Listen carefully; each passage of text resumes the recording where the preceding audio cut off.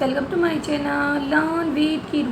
आज हम हमारे सेकंड पार्ट में पढ़ेंगे कि जो हमारा इंटरनेशनल बिजनेस होता है, इंटरनेशनल जो हम ट्रेड करके चलते हैं, और जो हमारा डोमेस्टिक ट्रेड होता है, उनके बीच में क्या क्या समानताएं हैं, मतलब क्या क्या सिमिलरिटीज़ और क्या क्या डिफरेंसेस।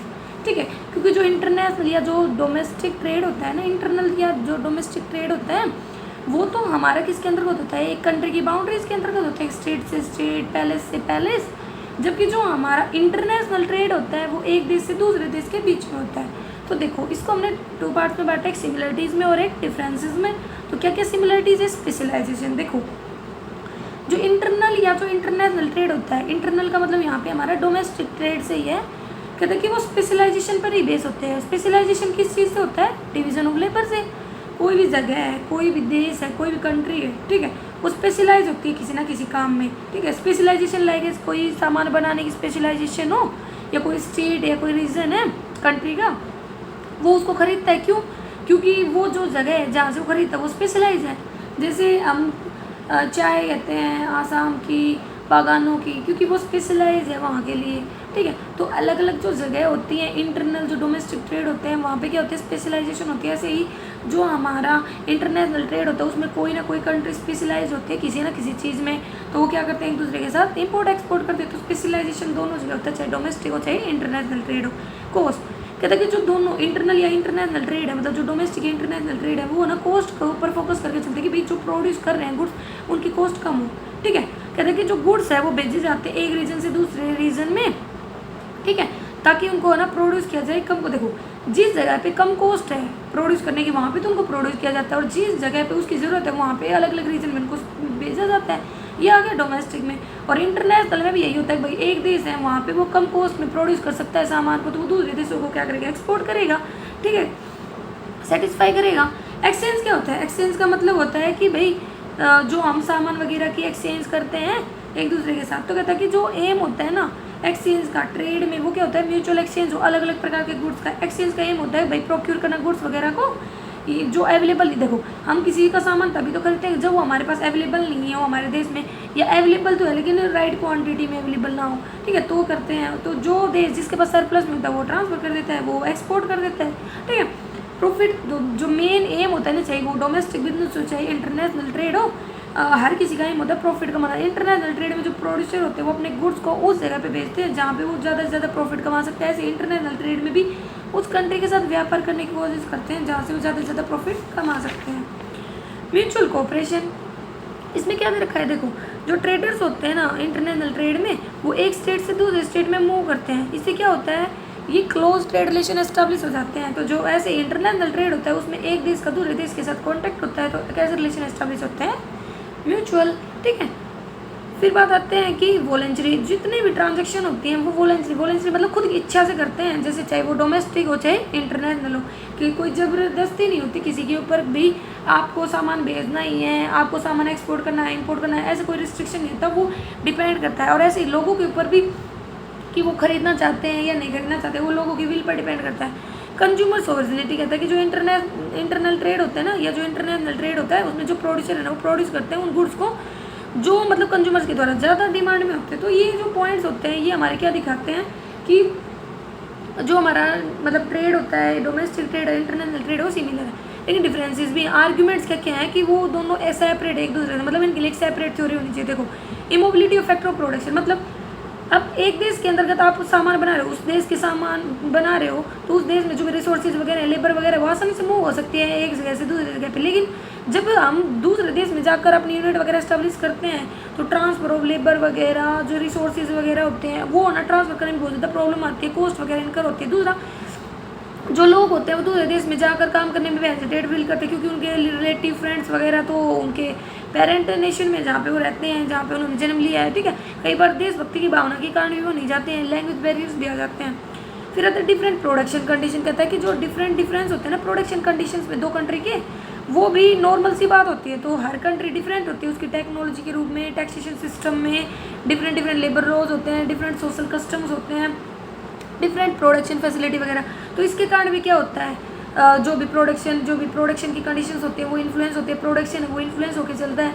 तो यही कारण होता है कि एक देश के अंतर्गत जब सामान बनाया जाता है तो ईजी होता है, जब दूसरे देश में ले जाया जाता है तो प्रॉब्लम क्रिएट कर देता है। डिफरेंट इन करेंसीज मतलब भाई देखो, अब एक देश के अंतर्गत आप परचेजिंग सेलिंग कर रहे हो तो आपको ज़रूरत नहीं है कोई भी कि आप दूसरे देश की करेंसी वगैरह में एक्सचेंज करवाओ। लेकिन अगर आप दूसरे देश के साथ व्यापार करते हो तो आपको क्या चाहिए, एक्सचेंज रेट चाहिए, मतलब दूसरे देश की करेंसी की जरूरत होती है, तो ये भी प्रॉब्लम आ जाती है। ठीक है, फिर बात आती है इसमें बैलेंस ऑफ पेमेंट में भी प्रॉब्लम आ जाती है। अब आता है डिफरेंट मार्केट कंडीशन, कहते हैं जो इंटरनेशनल ट्रेड होता है ना, वो उसमें क्या होता है भाई, अब दूसरे देश के साथ व्यापार कर रहे हैं, दूसरे देश में बाइंग सेलिंग कर रहे हैं, तो वहाँ की जो जोग्राफिकल कंडीशंस होंगी वो अलग होंगी, वहाँ पे जो डिस्टेंस है एक देश से दूसरे के बीच में वो भी बहुत ज़्यादा होगी, और इससे क्या होंगी, डिफिकल्टीज आएंगी किस प्रकार की, कस्टम, टेस्ट, ट्रेडिशन, वेट वगैरह की। लेकिन जो डोमेस्टिक ट्रेड होता है उसमें ये मतलब जो भी प्रॉब्लम होती है कंपेयर टू इंटरनेशनल ट्रेड कम होती है। फिर आता है difference in natural resources and geographical conditions, कहते हैं जो अलग अलग कंट्रीज होती हैं उनके अलग अलग नेचुरल रिसोर्सेज होते हैं। जैसे इंडिया किसमें रिच है, आयरन वगैरह में, जब कुवैत है वो ऑयल वगैरह में। ठीक है, और अलग अलग देश का क्लाइमेट है, रेनफॉल वगैरह, सोयल वगैरह वो भी अलग अलग होती है, तो ये भी क्रिएट करके चलता है प्रॉब्लम को। इंपोर्ट एंड एक्सपोर्ट रिस्ट्रिक्शन, कई बार तो ना बहुत सारे रिस्ट्रिक्शंस वगैरह लगा दिए जाते हैं कि एक दूसरे देश में सामान को एक्सपोर्ट करने और इंपोर्ट करने में बहुत सारे टैरिफ, नॉन टैरिफ बैरियर्स लगा दिए जाते हैं। लेकिन इंटरनल जब ट्रेड होगा, मतलब जब डोमेस्टिक ट्रेड होगा, तो ऐसा कोई टैरिफ, नॉन टैरिफ बैरियर होते नहीं है। मोबिलिटी ऑफ गुड्स में भी डिफरेंसेस आते हैं, कहते हैं कि जो ट्रांसपोर्ट होता है लाइक रेलवे, रोड, रेल मतलब एयरवेज, वाटरवेज, ये ईजिली यूज़ किए जा सकते हैं ट्रांसपोर्ट के रूप में। कब, जब एक देश के अंदर ही सामान का एक्सपोर्ट, मतलब एक देश के अंदर ही सामान को ट्रांसफर करते हैं एक जगह से दूसरी जगह, जो कि इंटरनेशनल में हम किन को यूज़ करके चलते हैं भाई, एयरवेज, वाटरवेज को ट्रांसपोर्ट करने के लिए एक जगह से दूसरी जगह पे। ठीक है, तो मतलब एक टाइप से गए तो एक्सपोर्ट इम्पोर्ट के मामले में ना इतने ज़्यादा इक्विप नहीं होते बहुत सारे देश। इंटरनेशनल ऑर्गेनाइजेशंस कहता है कि जो अलग अलग international organise like World Bank, International Monetary Fund है, वर्ल्ड ट्रेड ऑर्गेनाइजेशन है, यूनाइटेड नेशंस वगैरह हैं, ये कहता है कि ये कहते हैं कि बहुत ज़्यादा इम्पैक्ट पड़ता है इंटरनेशनल ट्रेड का, मतलब ये उस पर बहुत ज़्यादा फोकस करके चलती है, जबकि डोमेस्टिक ट्रेड का इतना इम्पैक्ट वगैरह नहीं पड़ता, वो इस पर इतना ध्यान नहीं देती। डिफरेंट कंट्रीज है वो अलग अलग रीजनल इकोनॉमिक ग्रुप वगैरह बना लेते हैं, तो ये भी अफेक्ट करके चलता है।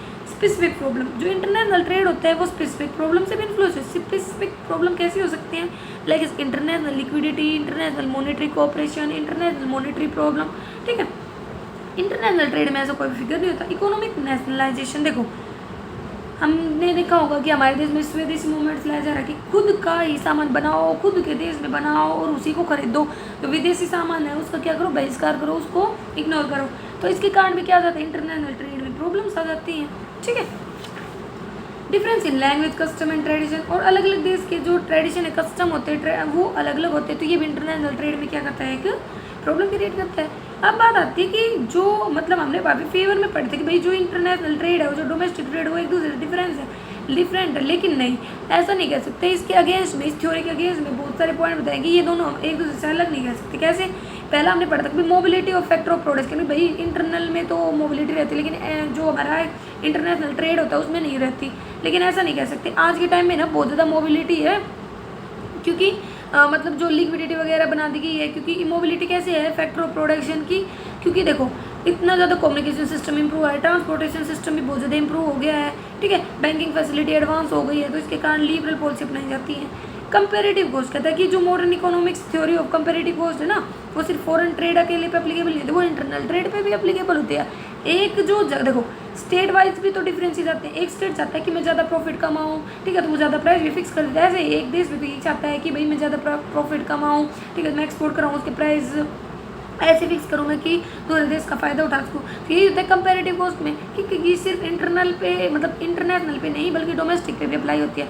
डिफरेंट करेंसीज, कहता है कि जो मतलब अलग अलग करेंसीज की प्रॉब्लम हमने पढ़ी वो ऐसा नहीं है। आज के टाइम में इंटरनेशनल मॉनेटरी फंड है ना, उसने इतना ज़्यादा अच्छा सिस्टम मतलब डेवलप कर दिया है कि ना एक देश की करेंसी को दूसरे देश में बदलना इतनी प्रॉब्लम नहीं आती। जैसे इसने एक स्पेशल ड्राइंग राइट को डेवलप किया है। कहता है कि IMF ने ना 5 करेंसीज को ग्लोबली एक्सेप्टेड करेंसीज भी डिक्लेयर किया, like US dollar, British pound, French franc, German Deutsche mark, मतलब प्रोनाउंसिएशन कुछ भी हो सकता है, जापानी जियन वगैरह। ठीक है, तो इसके कारण जो करेंसी की एक्सचेंज की प्रॉब्लम वो सॉल्व हो गई है। फिर है प्रोडक्शन कंडीशन, कहता है कि अलग अलग जो प्रोडक्शन कंडीशन है वो सिर्फ ऐसा नहीं है कि भाई इंटरनेशनल ट्रेड में होंगी, वो इंटरनल में भी होती है। अलग अलग जो रीजन होते हैं उसमें भी तो अलग अलग प्रकार का इन्वायरमेंट होता है, अलग अलग प्रकार के रिसोर्सेज किसी स्टेट में ज़्यादा होते हैं तो किसी में कम होते हैं। ठीक है, natural resources and geographical condition, different जो रीजन्स होते हैं ना बिग कंट्रीज में, यूएसए चाइना वगैरह, वो जनरली है ना बहुत सारे नेचुरल रिसोर्सेज से क्या होते हैं इंडोर, मतलब अलग अलग जगह पे अलग अलग रिसोर्सेज की अबेंडेंस होती है। ठीक है, इंडिया में भी ऐसा ही है, जैसे बिहार बंगाल में तो कोल माइंस हैं, मध्य प्रदेश में मिक्का है, पंजाब हरियाणा उत्तर प्रदेश में मिनरल वेल्स है। तो ये हर जगह पे एप्लीकेबल होता है, जरूरी नहीं है सिर्फ हमारा जो इंटरनेशनल ट्रेड है उसमें हो।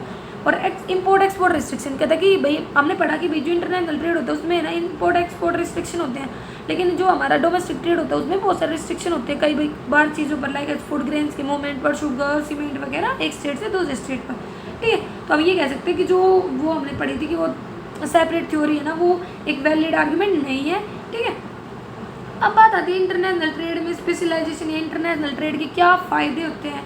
तो देखो ये अलग अलग 3 पार्ट में बांटे कि भाई एक एक्सपोर्टिंग कंट्री को क्या फ़ायदे देता है, एक इम्पोर्टिंग कंट्री को क्या फ़ायदे देता है, और पूरे संसार को, होल वर्ल्ड को क्या फ़ायदे देता है। देखो एक जो हमारी एक्सपोर्टिंग कंट्री होगी उसको क्या मिलेगी, देखो ज़्यादा से ज़्यादा प्रोडक्शन की बेनिफिट ले पाएगी, बहुत ज़्यादा इनकम जनरेट होगी, स्पेशलाइजेशन का फ़ायदा ले पाएगी, इकोनॉमिक्स ऑफ स्केल का फ़ायदा ले पाएगी, बहुत ज़्यादा अच्छी वेजेस मिलेंगी, वेलफेयर होगा जो भी कम्युनिटी वगैरह है उसका। तो देखो इंक्रीज होगा आउटपुट, कैसे, अब वो ना भाई मैक्सिमाइज ही करेगी अपने प्रोडक्शन को ताकि दूसरे देश में एक्सपोर्ट कर पाए, जो भी सरप्लस प्रोडक्शन वगैरह है, फुल यूटिलाइजेशन करेगी जितने भी रिसोर्सेज वगैरह हैं, कॉस्ट ऑफ प्रोडक्शन जिससे कम होगी तो स्पेशलाइजेशन का फ़ायदा ले पाएगी।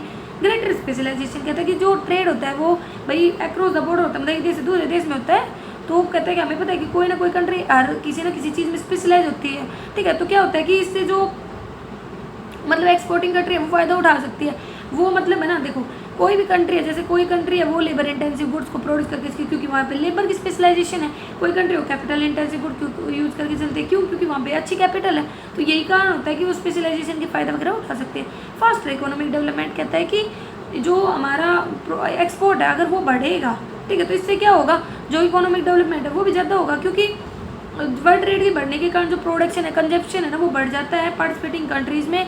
इससे क्या होता है, बहुत ज़्यादा इनकम आती है, ग्रोथ बढ़ती है नेशनल इनकम की, वाइड हो जाता है मार्केट और कॉस्ट कम हो जाती है। कहते हैं इंटरनेशनल ट्रेड के कारण क्या होता है कि जो मार्केट है ना हमारा वो बहुत ज़्यादा वाइड हो जाता है, क्योंकि प्रोडक्शन भी बहुत ज़्यादा है जिसमें हम ट्रेड कर रहे हैं। इसके कारण क्या होता है भाई, वॉल्यूम ऑफ प्रोडक्शन बढ़ता है तो हम इकोनॉमिक लार्ज स्केल का फ़ायदा उठा सकते हैं। इकोनॉमिक लार्ज स्केल ये होता है कि जितना ज़्यादा प्रोडक्शन करते हैं उतनी ही कॉस्ट कम आती है। सेल ऑफ सरप्लस गुड्स, क्योंकि देखो अब एक्स्ट्रा प्रोडक्शन बच गया, मतलब हमारे देश का कंजप्शन कंप्लीट हो गया, उसके बाद एक्स्ट्रा प्रोडक्शन को हम दूसरे देश में एक्सपोर्ट कर सकते हैं, उसका फ़ायदा उठा सकते हैं, उसको वेस्टेज से बचा सकते हैं।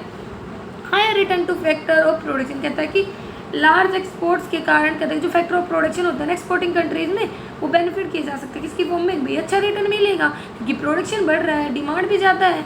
ठीक है, अब आते हैं इंपोर्टिंग कंट्री के लिए क्या क्या फ़ायदे। देखो इंपोर्टिंग कंट्री सामान को मंगवाती है तो क्या करेगी भाई, ज़्यादा से ज़्यादा गुड्स का कंजप्शन कर पाएगी, गुड्स एंड सर्विसेज का, उससे उनका स्टैंडर्ड लिविंग इंप्रूव होगा, उनका सेटिस्फैक्शन इंप्रूव होगा, इकोनॉमिक ग्रोथ भी बहुत ज़्यादा होगी, क्योंकि जिन भी रॉ मटेरियल वगैरह की जरूरत है, इंटरमीडिएट गुड की जरूरत है, वो उनको मतलब इंपोर्ट कर लेंगी और प्रोडक्शन वगैरह करके, मतलब उनको फिनिश में कन्वर्ट करके और उनको अच्छे से एक्सपोर्ट वगैरह कर पाएंगे, उनका फ़ायदा ले पाएंगे, जो ये टेक्नोलॉजी वगैरह उसका भी फ़ायदा ले पाएंगे। वेराइटी ऑफ गुड्स कहते हैं जो इंपोर्टिंग कंट्रीज होती है ना, वो वेराइटी ऑफ गुड्स का फ़ायदा उठा सकते हैं बिना उनको प्रोड्यूस किए हुए।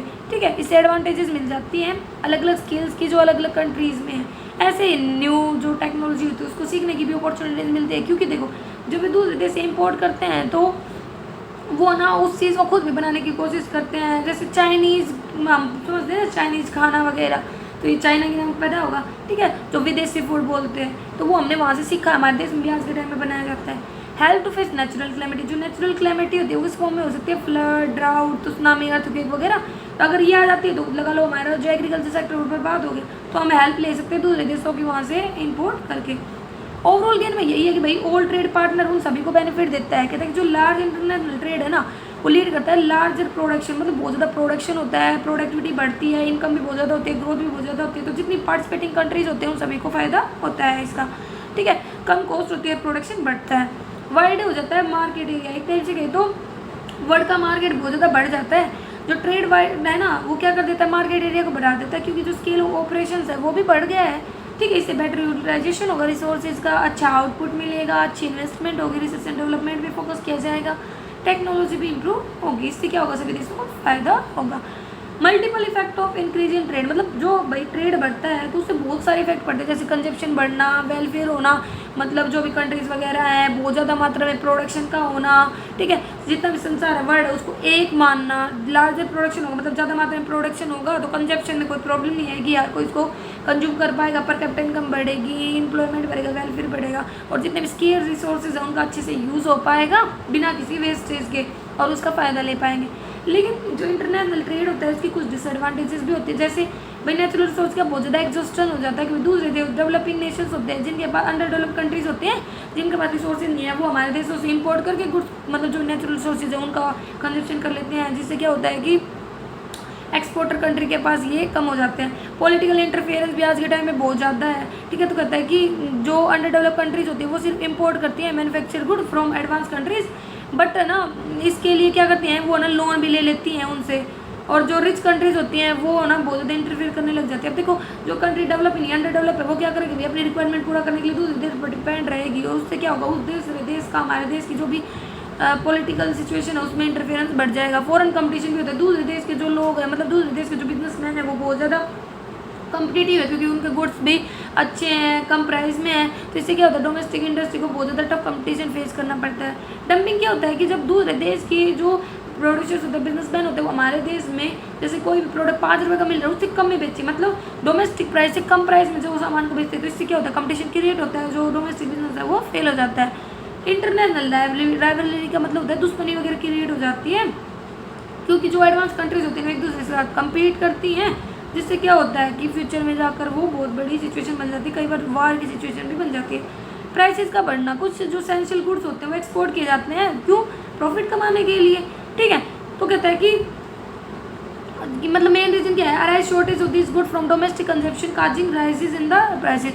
अब हमारे देश देखो लोग क्या करते हैं, देश के प्रोड्यूसर्स वो ना प्रॉफिट कमाने के लिए जो सामान है प्रोडक्शन है उसको दूसरे देश में एक्सपोर्ट कर देते हैं। इससे क्या होता है भाई डोमेस्टिक कंट्री में तो उस सामान की शॉर्टेज हो जाती है, तो डोमेस्टिक कंट्रीज को क्या पड़ता है भाई, प्राइसेस बढ़ जाते हैं, उनको डिफिकल्टी फेस होती है, वेस्टफुल कंजप्शन बढ़ जाता है, क्योंकि देखो जो मतलब अब दूसरे देश का सामान सस्ती मात्रा में मिलता है तो लग्जरीज वगैरह की शो करता है लोग, मतलब जो लोग है ना शो ऑफ करने के लिए भी सामान वगैरह खरीदने लग जाते हैं, इससे कंजप्शन बढ़ता है, वेस्टफुल होती है, ठीक है, मतलब रिक्वायरमेंट नहीं होती उससे ज़्यादा वो कंज्यूम करने लग जाते, खर्च करने लग जाते, इससे क्या होता है सेविंग पे बैड इफेक्ट पड़ता है, कैपिटल फॉर्मेशन भी नहीं हो पाती। डिपेंडेंस, इंपोर्ट और cheap product and good quality product क्या कर देता है, इंक्रीज कर देता है डिपेंडेंस दूसरे देशों पर। अब भाई हमें सस्ती दर पर दूसरे देश के सामान मिलेंगे तो क्या होगा, हम उन पर ही डिपेंड रहेंगे, हम हमारे देश में उसको प्रोडक्शन करने पर कम ध्यान देंगे, इससे क्या होगा हमारे देश के जो बिजनेस है वो बंद हो जाएंगे, उस पर नेगेटिव इफेक्ट पड़ेगा, ठीक है। लॉस टू एग्रीकल्चर कंट्री कहता है जो इंटरनेशनल ट्रेड है ना वो ना जो भी हमारी एग्रीकल्चर कंट्रीज होती है उस पर इफेक्ट डालता है, क्योंकि वो क्या करते हैं वो भी जो एग्रीकल्चर इंपोर्ट वगैरह होता है उसको मतलब इंपोर्ट कर लेते हैं और उसका यूज़ करते हैं, लेकिन हमारे देश में जो एग्रीकल्चर सेक्टर है वो लाओ डिमिनिशिंग रिटर्न को फॉलो करा आज के टाइम में कि मतलब बहुत कम रिटर्न वगैरह मिल पा रहा है, प्राइस इलास्टिसिटी ऑफ डिमांड भी बहुत ज़्यादा इलास्टिक है, तो इसका इफेक्ट पड़ता है। ओवर प्रोडक्शन, कई बार है ना इतना ज़्यादा प्रोडक्शन कर लिया जाता है कि मतलब है ना वो किसी काम नहीं आता, रिसेंटमेंट की सिचुएशन हो जाती है कि एक टाइप से कहे तो जो इकोनॉमी है वो डिप्रेशन में चली जाती है, लोगों को छाटा जाता है, मतलब जो एम्प्लॉयज़ वगैरह होते हैं, तो ये बेकार सिचुएशन। लूप साइड डेवलप मतलब एक साइड डेवलपमेंट होता है, कैसे, वो सिर्फ प्रॉफिट कमाने पर ध्यान देते हैं ना कि डाइवर्सिफिकेशन पे, और इकोनॉमिक इविल्स का भी इफेक्ट करता है। कई बार ना बहुत ज़्यादा क्राइसिस वगैरह की क्रिएट हो जाता है कि भाई एक जगह प्रॉब्लम है एक देश में वो है ना दूसरे देश में पहुंच जाती है, तो वर्ल्ड वाइड क्राइसिस आ जाते हैं, जैसे यहाँ पे एक एग्जांपल भी दे रखा है। स्पेशलाइजेशन भी एक इविल है भाई, हमें पता है कि स्पेशलाइजेशन जितनी एडवांटेजेस देती है उतनी हार्मफुल भी है। कैसे लगा लो एक कंट्री है वो स्पेशलाइज है तो क्या करेगी दूसरे देशों को के ऊपर कंट्रोल करने की कोशिश करेगी, उस चीज़ से मतलब ज़्यादा से ज़्यादा बेनिफिट कमाने की कोशिश करेगी, एम्प्लॉयमेंट को रिस्ट्रिक्ट करेगी और लोगों की अपॉर्चुनिटी वगैरह को रोकेगी। Harmful to under develop countries कहता है कि जो ये होता है ना इंटरनेशनल ट्रेड, जो ये अंडर डेवलप कंट्री उनके लिए क्या होता है हार्मफुल होता है, क्यों, क्योंकि जो टर्म ऑफ ट्रेड होते हैं वो हमेशा अनफेवरेबल रहते हैं इन कंट्रीज़ के लिए। अब बात आती है कि जो प्रॉब्लम है डेवलपिंग कंट्रीज़ में इंटरनेशनल ट्रेड से रिलेटेड वो क्या क्या है, तो देखो बैलेंस ऑफ पेमेंट की प्रॉब्लम, क्योंकि इंपोर्ट ज़्यादा होता है और एक्सपोर्ट कम होता है, तो ये अनफेवरेबल सिचुएशन क्रिएट कर देता है, लोन वगैरह लिए जाते हैं दूसरे देशों से। Deterioration in term of trade, term of trade क्या होता है वो रेफर करता है वो रेट जिसमें जो एक्सपोर्ट है ना जो इंपोर्ट है उनको एक्सचेंज किया जाता है, तो कहता है जो टर्म ऑफ ट्रेड है ना वो डेवलप्ड नेशन के तो फेवर में है, लेकिन जो अंडर डेवलप्ड या जो डेवलपिंग कंट्रीज है उनके फेवर में नहीं है, तो इससे क्या होता है प्रॉब्लम वगैरह क्रिएट होती है, ठीक है। ये कारण क्या है भाई क्यों ये अनफेवरेबल, देखो बैकवर्ड टेक्नोलॉजी होती है जो डेवलपिंग कंट्रीज होती हैं, बार्गेनिंग पावर की कमी होती है, इलास्टिसिटी ऑफ डिमांड कम होती है, स्ट्रॉन्ग रिलीजन ट्रेड ऑर्गेनाइजेशंस की कमी है, प्रोडक्शन और सब्स्टिट्यूट है ना डेवलप नेशंस में वो मिल जाता है, इंपोर्ट सब्स्टिट्यूट्स की कमी है डेवलपिंग नेशंस में, less growth in export of primary good. Primary goods होते हैं जो मतलब हमारे रिलेटेड होते हैं एग्रीकल्चर सेक्टर से, लाइक टी, कॉफ़ी, स्पाइसेस वगैरह।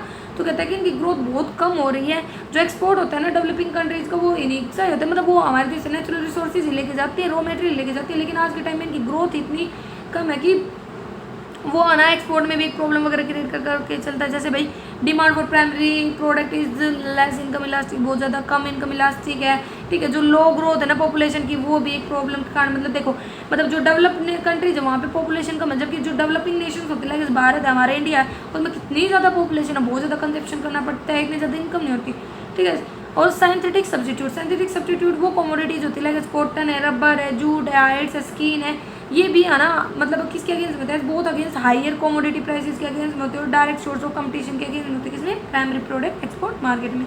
तो ये भी बहुत सारी प्रॉब्लम क्रिएट करके चलता है। और बैकवर्ड टेक्नोलॉजी, जो डेवलपिंग नेशंस होंगे उनकी टेक्नोलॉजी इतनी ज़्यादा बैकवर्ड है, वो ओल्ड और इन्फीरियर मशीन्स का यूज़ कर रहे हैं, जिससे क्या होगा उनके प्रोडक्ट की क्वालिटी भी बेकार होगी, कॉस्ट भी आई आएगी। तो ये भी कारण है डेवलपिंग कंट्रीज के सामने प्रॉब्लम का। एसेंशियल इंपोर्ट कहता है कि जो बहुत सारे आइटम्स होते हैं वो इंपोर्ट किए जाते हैं डेवलपिंग कंट्रीज के द्वारा, ठीक है, जैसे पेट्रोलियम है, मशीनरी है, टेक्नोलॉजी, फर्टिलाइजर्स वगैरह है, ठीक है, जिसकी डिमांड को कम ही नहीं कर सकते। तो इससे क्या होता है, प्रॉब्लम क्रिएट हो जाती है डेवलपिंग कंट्रीज के सामने पैसे की, कि भैया अब हमें इंपोर्ट करना है तो फाइनेंस भी तो चाहिए, क्या, फॉरेन एक्सचेंज। डंपिंग तो वही होता है कि भाई जो दूसरे देश का सामान हमारे देश में मतलब सस्ती दर पर बेचा जाता है, तो इससे भी तो मतलब हमारे सामने प्रॉब्लम आ जाती है, जो डोमेस्टिक बिजनेस होते हैं वो फेल हो जाते हैं। More demand of consumption good कहता है कि इंक्रीज हो रही है पॉपुलेशन, तो भाई जो डिमांड है ना कंजप्शन गुड की वो बढ़ती जा रही है डेवलपिंग नेशंस में। इससे क्या हो रहा है, ज़्यादा से ज़्यादा डिमांड हो रही है तो इंपोर्ट बढ़ रहा है, एक्सपोर्ट है उसमें कमी आ रही है। बैकवर्ड इंडस्ट्रियल स्ट्रक्चर कहता है कि जो इंडस्ट्रियल स्ट्रक्चर है डेवलपिंग कंट्रीज़ को बहुत ज़्यादा वीक है। मेन काज क्या है कि भाई जो कैपिटल है ना उसकी कमी है, उनको ठीक करने के लिए, क्योंकि पैसे की तो बहुत ज़्यादा ज़रूरत होती है अगर हमें किसी चीज़ को भी करना है। टेक्नोलॉजी बहुत पुरानी है, जो इंटरप्रेन्योर्स जो अच्छे होते हैं, जिनको अच्छी स्किल होती है, उनकी कमी है, तो ये भी प्रॉब्लम आती है। बैकवर्ड ट्रेडरी सेक्टर एंड इंफ्रास्ट्रक्चर, मतलब जो हमारा ट्रेडरी सेक्टर लाइक बैंकिंग है, ट्रेड है, इंश्योरेंस, इंफ्रास्ट्रक्चर वो बहुत ज़्यादा बैकवर्ड है डेवलपिंग कंट्रीज़ में कंपेयर टू डेवलप कंट्रीज़। और जो इंफ्रास्ट्रक्चर है वो भी बहुत ज़्यादा पुअर है, रोड वगैरह फूटे हुए हैं, ठीक है, अच्छी हॉस्पिटल वगैरह की सर्विसेज नहीं है, तो ये भी एक कारण होता है। फॉरेन कंपटीशन भी आज के टाइम में इतना ज़्यादा है, इनकी डेवलपिंग कंट्री बहुत ज़्यादा कंपटीशन फेस करते हैं इंटरनेशनल मार्केट से, क्योंकि ग्लोबलाइजेशन ने क्या कर दिया है कि सारे रिस्ट्रिक्शंस वगैरह हटा दिए हैं, एक देश को दूसरे देश से लिंक कर दिया है, ठीक है। Increase in the prices of crude oil कहता है कि जितने भी डेवलपिंग कंट्रीज होते हैं वो इंपोर्ट करते हैं क्रूड ऑयल को, और इससे क्या होता है बहुत ज़्यादा राइज होता है the price of crude oil में, और ये बैडली अफेक्ट करता है डेवलपिंग कंट्रीज़ को। हाई डोमेस्टिक प्राइस लेवल कहता है कि भाई आउटडेटेड टेक्निक ऑफ प्रोडक्शन के कारण से कहता है कि जो कॉस्ट ऑफ प्रोडक्शन होती है ना वो बहुत ज़्यादा हाई होती है डेवलप कंट्रीज़ के केस में, ठीक है। और इंटरप्रेन्योर्स की कमी है, जो लैक मतलब एक्सपीरियंस और टैलेंटेड इंटरप्रेन्योर्स की कमी है, क्योंकि वो हेजिटेट करते हैं फॉरेन ट्रेड में एंटर होने में, उन्हें लगता है हमारे पास पैसा ही नहीं है, हमारे पास अच्छी स्किल्स ही नहीं है। और बहुत सारी प्रॉब्लम आती है, जैसे भाई क्वालिटी की कमी है, मार्केट मतलब एक जो डेवलपिंग कंट्रीज होती है उसका कम होता है कंपेयर टू डेवलप, पब्लिसिटी कमी है, मतलब लोगों को पता ही नहीं है, टैरिफ नॉन टैरिफ बैरियर्स भी बहुत ज़्यादा लगा दिए जाते हैं डेवलप कंट्रीज़ के द्वारा, डेवलप नेशंस में अनफेयर ट्रेड प्रैक्टिसेस अपनाई जाती हैं, जिससे ना वो खुद का फ़ायदा उठाने की सोचते हैं। और क्या क्या सजेशंस हैं इनको दूर करने के लिए, भाई मॉडर्न टेक्नोलॉजी का यूज़ करो, म्यूचुअल ट्रेड को बढ़ाओ, डेवलपिंग कंट्रीज़ में डेवलप करो, इम्पोर्ट सब्स्टिट्यूट्स वगैरह डाइवर्सिफिकेशन करो, रीजनल ट्रेड्स को डेवलप करो, ठीक है। डोमेस्टिक इन्फ्लेशन पर कंट्रोल रखो, जो भी पॉपुलेशन है ना उसको भी कंट्रोल करो, मतलब ज़्यादा से ज़्यादा जनरेट ना हो, मतलब क्योंकि ज़्यादा पॉपुलेशन होगी तो ज़्यादा कंजप्शन भी होगा। स्ट्रॉन्ग मार्केटिंग एफर्ट्स रखो भाई गवर्नमेंट के द्वारा डेवलपिंग नेशंस में, ताकि डोमेस्टिक प्रोडक्ट है उसको बढ़ाया जा सके। ये बहुत सारे सजेशंस होते हैं, मतलब सुधार हैं जिनका यूज़ किया जा सकता है। अगर आपको यहाँ तक कोई कन्फ्यूजन हो तो आप कमेंट करके पूछ सकते हैं। पहली बार मेरे चैनल पर आए तो सब्सक्राइब करें, लाइक करें और शेयर करें। Thank you.